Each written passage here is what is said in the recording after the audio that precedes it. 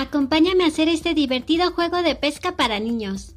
Vamos a hacer pececitos con foamy. Puedes descargar el molde en mi página de Facebook Picoletinas DIY. Vamos a usar un poquito de alambre y lo vamos a poner de esta manera a los pececitos. Doble el alambre como lo hago en el video.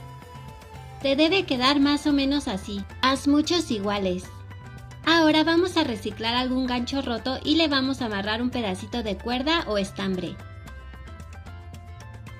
Y ese lo vamos a amarrar a un palito de madera.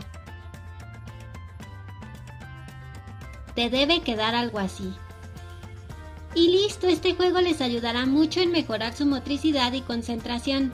Recuerda darle like a este video y seguirme para ver más manualidades fáciles y bonitas.